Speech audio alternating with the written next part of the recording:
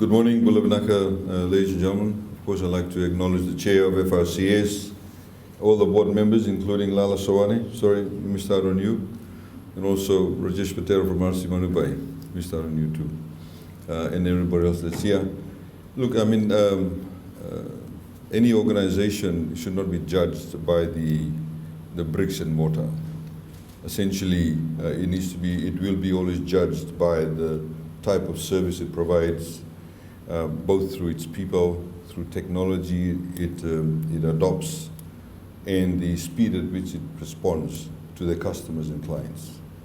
What the acting CEO talked about, the shift from Fiji Revenue Customs Authority to service, again, is the whole notion of ensuring that FRCS is not some authority sitting on top of you, but is a partner, is there to actually provide a service to its customers, to its clients.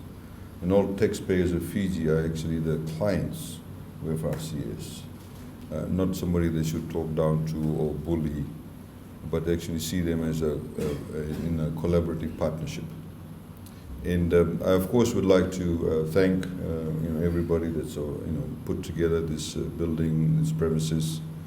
I mean, having said that, I mean, there's no doubt that the aesthetics of the place does matter when people do come to your office. If it's clean, if it's efficient, and the people are professional. I was recently, somebody complained to me that they went to a particular government department that has a very high level of people contact, and the person serving there was serving them without any shoes. Even though they were standing on the other side of the counter, the customer actually saw that. So these things do matter. We have social media, people take photographs, people are more aware of the type of service they deserve, that they require. Fijians are a lot better educated today. Of course, as you know, that notwithstanding all the cuts we made to the budget, we've still maintained a lot of the fundamental policy initiatives such as free education still continues because we're investing in our people. We need to invest in our people. The human capital must be continuously invested in. Similarly, of course, we are providing a number of incentives as announced in the budget, some very groundbreaking initiatives. Many business people never thought we'd get rid of stamp duties in Fiji.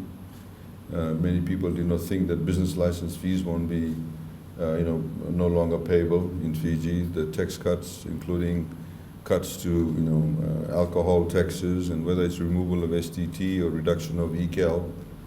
Now, all of these things have been done, and whether there's no taxes on profits on subdivision of land, on building of homes, etc. These things have been done for a specific reason, because we are actually in the midst of a global phenomena which has seen literally trillions and trillions of dollars being pumped in by the developed world into their economies. As I mentioned to a UNESCO gathering this morning, that the UK has not seen that kind of contraction in the economy since 1700s. They have not borrowed as much money since World War II. The Americans and everybody else are pumping in money into the economies. For smaller economies like us, we don't have the ability, like most developing countries in the world, former colonized countries in the world, to be able to pump that kind of money into the economy. We have, of course, pumped money in the economy, notwithstanding the fact that our revenues have been completely decimated, in particular from the tourism sector. But we still have to be able to be creative. So this is why FRCS plays a very pivotal role when we announce policy initiatives, whether it's to do with facilitating investments, whether it's to do with tax incentives, the speed at which that they are efficient, the efficiency that they bring along is critically important, because in a depressed investment environment, if FRCS does not respond quickly, you will get rid of any confidence that is there that's lingering. So we need to be able to all play our part in this particular environment. And we look forward to, not just our customers of FRCS, but also FRCS staff themselves being able to re-engineer themselves to be cognizant of what is happening around them. Because the reality of the matter is, ladies and gentlemen, that if we don't play by the new norm, if we don't lift up the game, if we don't lift up our efficiencies,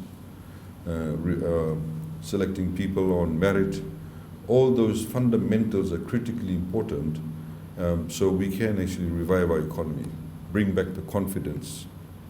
Government, of course, is doing a number of initiatives. I'd like to recognize FRCS in the collection of the loans, the concession loans that we're giving through the micro, small and medium enterprises. FRCS will be the organization that's disbursing the funds, and also then be collecting the loans when they're being paid. Similarly, FRCS is working with government in respect of the job support scheme, and I hope some of the businesses that are here are taking advantage of that, because government actually pays $2.68 an hour. All you have to do is you pay the difference if there is a difference that needs to be paid.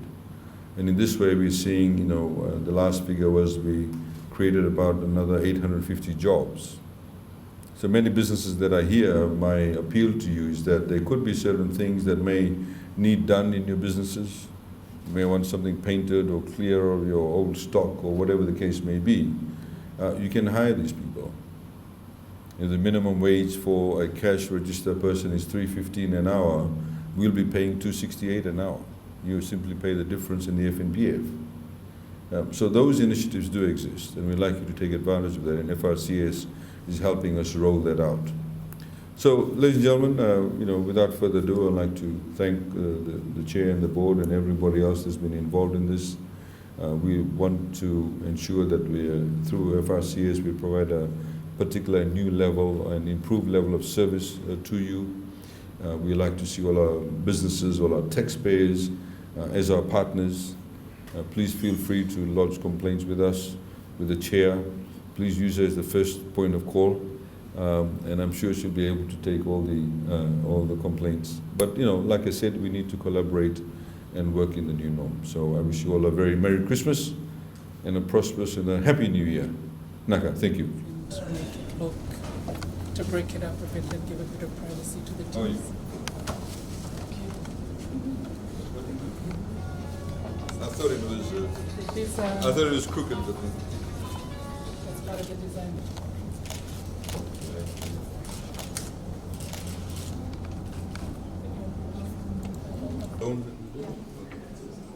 So you do the disbursement?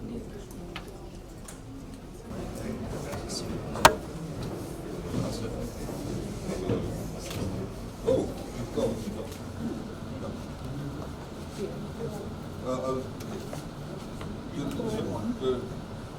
Yeah. It'll look like. Oh, Only all the negative things.